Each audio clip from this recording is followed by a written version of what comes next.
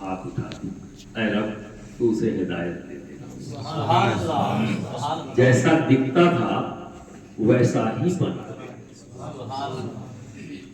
پھر ہم حقدار ہو گئے اجر کے اس دعا کے بدلے۔ گالی دینے سے یا برا بھلا کہنے سے، گلی گلی چوراہے چوراہے جا کر اس کی برائی کرنے سے وہ ایسا وہ تو ایسا، مجھے کیا ملا اور اسے کیا ملا؟ دونوں خسارے۔ اور اگر میں یہ عمل اختیار کرتا ہوں جو بزرگوں نے ہمیں راستہ دکھایا، ہمارے اسلاف نے ہمیں راستہ دکھایا، مجھے تو مل ہی گیا اس کی صحبت کا اثر میری نیت کے مطابق، اور اگر میں نے اس کے حق میں دعا کی تو اس دعا کا بھی اجر مجھے ملا، اور قبولیت ہو گئی اس دعا کی تو اس کو بھی اجر مل گیا کیونکہ وہ بھی نیک ہو گیا۔ تو کہیں نہ کہیں ہم خود نفرت کی دکان کھول کر بیٹھے ہیں۔ اور یہ سچ ہے کہ نفرت سے نفرت کو ختم نہیں کیا جا سکتا۔ اگر کوئی چیز نفرت کو ختم کر سکتی ہے تو وہ صرف ایک ہی چیز ہے، وہ ہے محبت۔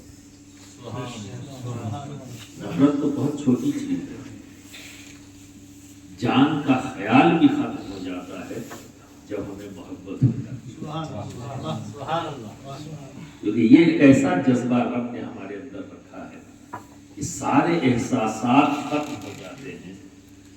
جب محبت ہو جائے تو صرف یہی ایک احساس باقی رہتا ہے، باقی سارے احساسات ختم ہو جاتے ہیں۔ جتنے بھی اولیاء کرام ہیں، جب ہم ان کی زندگی دیکھتے ہیں وہ ہر مشکل میں مسکرائے، ایسا لگتا ہی نہیں کہ ان پر کوئی مشکل آئی ہے،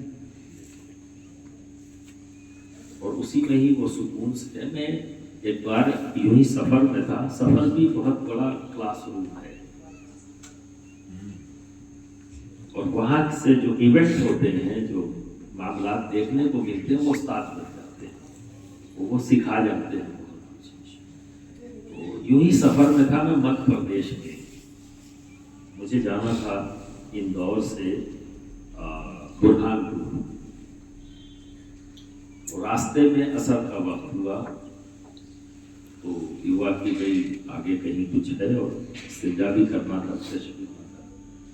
میں نے کہا بھئی دیکھو کوئی جگہ ہو، وہ پہاڑی علاقہ تھا، اسے چلے جا رہے ہیں نہ کہیں پانی، وہ سوکھا علاقہ ہے، کہیں پانی نہیں بھی۔ تو کسی نے بتایا کہ ہاں ایک آستانہ ہے راستے میں، کچھ تو ہوگا ہی۔ خیر وہاں پہنچے، سارا انتظام تھا، نماز ادا کر لی، فاتحہ بھی پڑھا ہوا۔ جو صاحب وہاں بیٹھے تھے میں نے پوچھا کہ ان کی تاریخ کیا ہے، کئی مصدوق ٹائم، کب آئے؟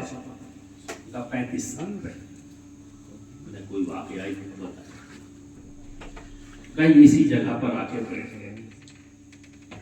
کہیں جاتے تھے، اور 30-40 سال ایک ہی جگہ بیٹھے رہے، جاڑا گرمی برسات پانی برسات تو کہیں جاتے ہی نہیں۔ وہ اٹھتے تھے صرف جس جہاں وہ بیٹھے ہوئے تھے وہاں سے پتھر نیچے تھا، اس میں پہاڑی نالا بہتا پانی کا، تو وہاں تک وہ جاتے تھے، وضو کرتے، پھر وہیں آ کے بیٹھے، نماز میں وہیں بیٹھے، بس اتنے۔ لوگ آئے، کھانا دے دیا تو کھا لیا، نہیں ہے تو نہیں، وہ اپنی بیٹھے۔ تو برسات کا موقع تھا، میرا خیال ہے گئے ہوں گے، پیر پھسل گیا تو نوکیلا پتھر ان کے پیر میں لگ گیا، اس نے پورا پھاڑ دیا۔ جب صبح لوگ ان کے پاس آئے تو دیکھا خون وغیرہ وہاں پہ کپڑے پہ۔ پوچھا لوگوں نے کہ حضرت کیا ہوا؟ پتھر لگا۔ ڈاکٹر جس نے زخم لیا ہے وہ نہیں کرے گا،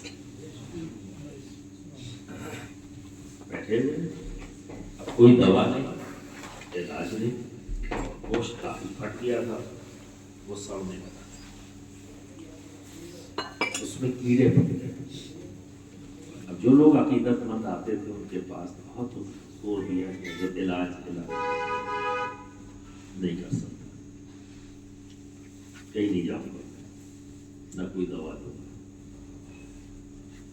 تو ایک دن ایسے ہی وہ کپڑا ڈالے رہتے تھے، اس پہ اسمیل بھی آنے لگی، گوشت سڑے گا تو اسمیل آئے گا۔ تو وضو کرنے کے لیے وہ گئے تو پیر پھر پھسل گیا، جب پیر پھسلا تو پانی میں چلا گیا۔ اس سے پہلے کہ پیر باہر نکالتے چھوٹی چھوٹی مچھلیاں تھیں، وہ آ کے زخم کو کھانے لگی، کیڑوں میں۔ جب تک کیڑے کھاتی رہی وہ پیر رکھتے رہے، جب مچھلیاں ہٹ گئی پیر نکال واپس آئے۔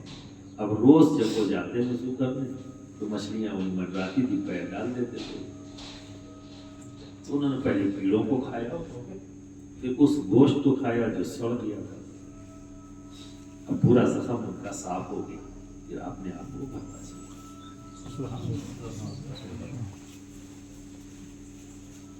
اگر ہم اپنے رب کی ذات پر اپنے یقین کو مضبوط کر لیں، کون سی مشکل ہے جو آسان نہیں ہے؟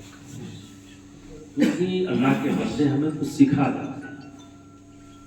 بظاہر یہ سب کے لیے آسان نہیں ہے، جیسے ہی بندے ہوتے ہیں ایسا نہیں ہے کہ اسباب کو اختیار کرنا منع ہے۔ میں نے یہ واقعہ اس لیے سنایا کہ جو مشکلات آتی جس میں ہم پریشان ہوں اور اپنی عقل سے جواب دیں، تو عقل کا کام ہے گھما دینا۔ اسباب ہمیں اختیار کرنا ہے، کوشش کرنی ہے، کوشش کر لی، اب اپنے رب کے حوالے۔ یہ حوالے نہ کرنا آج کے دن میں ڈپریشن بن گیا، کہ نیا نام آ گیا ڈپریشن۔ اب جس کو بھی سنو، اکثر میں سنتا رہتا ہوں حضرت وہ فلاں صاحب ڈپریشن میں چلے گئے۔ تو جب اس کی تحقیق کی تو یہی سمجھ میں آیا کہ اپنے کسی بھی مسئلے کو انہوں نے اپنے رب کے حوالے نہیں کیا، وہ سوچتے ہیں اپنے دماغ کے حوالے کر دیا، اور وہ دماغ سوچ رہا ہے بار بار بار بار بار بار اسی چیز کو ریپیٹ کر رہا ہے۔ نظر تو یہی آئے گا، مایوسی۔ تو دماغ کسی چیز کا حل نہ ڈھونڈ پائے، کسی سوال کا جواب ہمیں نہ مل سکے، تو اگلا اسٹیپ ہے مایوسی، اور اسی مایوسی کا نام ڈپریشن۔ تو میں تو بیکار ہو گیا ہوں، میں کسی کام کا نہیں ہوں، میں کچھ نہیں کر سکتا، میں کسی لائق نہیں رہا۔ ایک ایکٹیو آدمی اپنے ہی سوچ اور اپنی فکر سے ہی اپنے آپ کو معذور کر دیا۔ تو غلطی کیا کی؟ اپنے مسائل کو اپنے رب کے حوالے کرنے کے بجائے اپنے دماغ کے حوالے کر دیا۔ بات بہت چھوٹی سی بظاہر لگتی ہے، لیکن بہت بڑی بات ہے۔ زندگی کو دیکھنے کا اور اس کو چلانے کا نظریہ ہی بدل جاتا ہے، اور اس کے رزلٹ بھی بدل جاتے ہیں۔ اس لیے کہا گیا ہے نا کہ سوچ اگر بدل جائے تو دشا بدل جائے۔ دشا صحیح ہونی چاہیے، دشا صحیح ہے تو دشا صحیح ہے۔ تو ہم مسلمان ہیں، کلمہ گو ہے، نبی کی امتی ہے، اور ایسی علم و حکمت کی کتاب ہمارے پاس ہے۔ دنیا کا کوئی ایسی ضرورت، کوئی ایسا سوال نہیں جس کا جواب قرآن میں موجود نہ ہو، جس کا جواب نبی کی سیرت میں موجود نہ ہو، جس کا جواب نبی کی سنت میں۔ غور و فکر کرنا ہے، تلاشنا ہے۔ ایک عام آدمی کیسے کرے گا؟ اس کے لیے بھی آسان ہے۔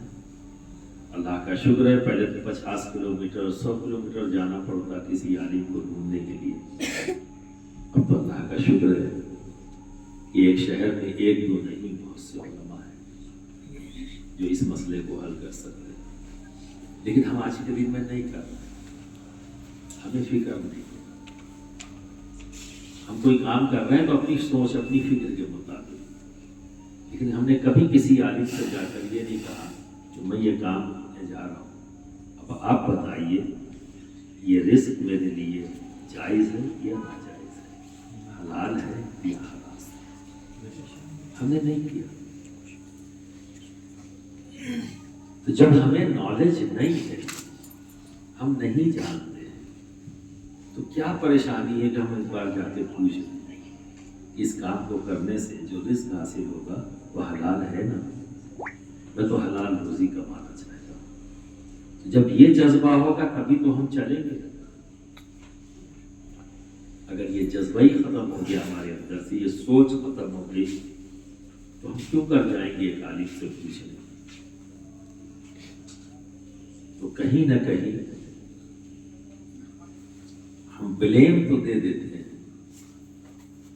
یہ تو کہہ دیتے الزامی سوال اور الزامی جواب کے ہم شاید اب عادی ہوتے جا رہے ہیں، ایک نیگیٹیوٹی کا ماحول بنا۔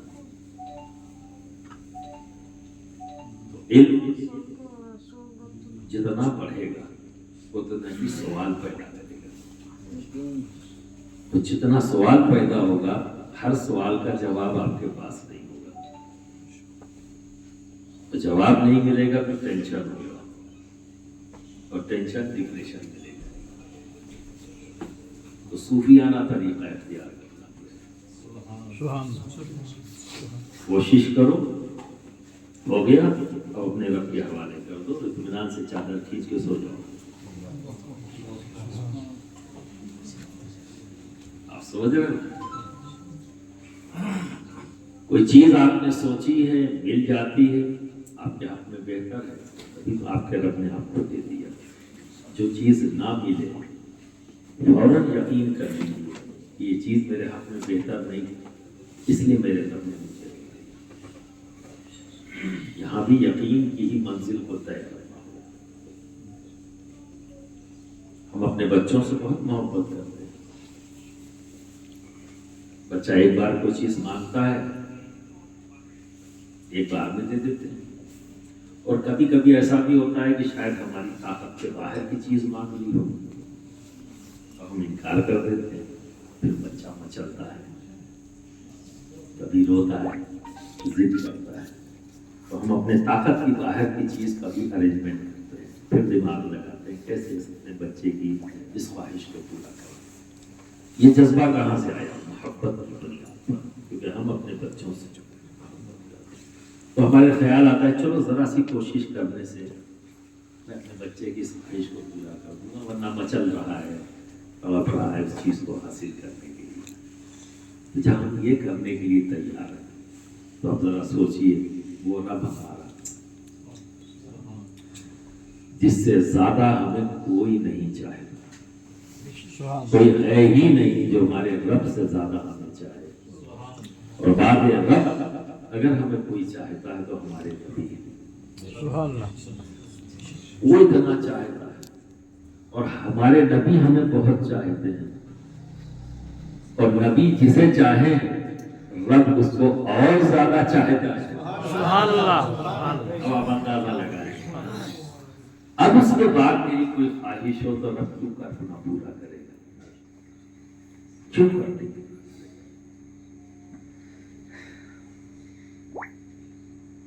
نہ پورا ہونے کی بجائے دماغ سے کم سوال کرے، سچائی کو ضرور جانے۔ اب ایک مثال دوں گا، ایک چھوٹا سا بچہ باپ سے زیادہ ماں کی محبت پر لوگ دستخط کرتے ہیں آج کے دور میں، ٹھیک ہے اسی کو ہی مثال دے دوں۔ بچہ گھٹنوں کے بل چلتا ہے، ابھی یہ عمر ہے اس کی، اور ماں روٹی بنا رہی ہے، آگ جل رہی ہے، پیلی پیلی آگ، اس کا ایک رنگ ہے۔ بچے نے دیکھا وہ رنگ اسے پسند آ گیا، پڑھا اس طرح گھٹنوں کے بل، جیسے ہی ماں کی نگاہ پڑی وہ کیا کرے گی؟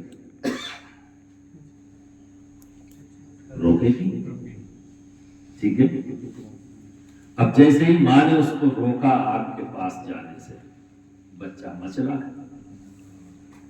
رونے لگا، چیخ چیخ کر رو رہا ہے، جبکہ ایک آواز بچہ دے دے تو گہری نیند میں سوتی ہوئی ماں پلک پر اٹھتی ہے اور اپنے سینے سے لگا لیتی اس وقت تک جب تک بچہ چپ ہو جائے.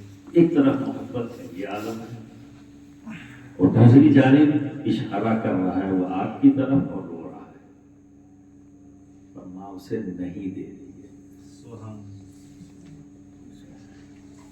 اب کیا دے رہی ہے اسے؟ چاکلیٹ، میٹھی چیزیں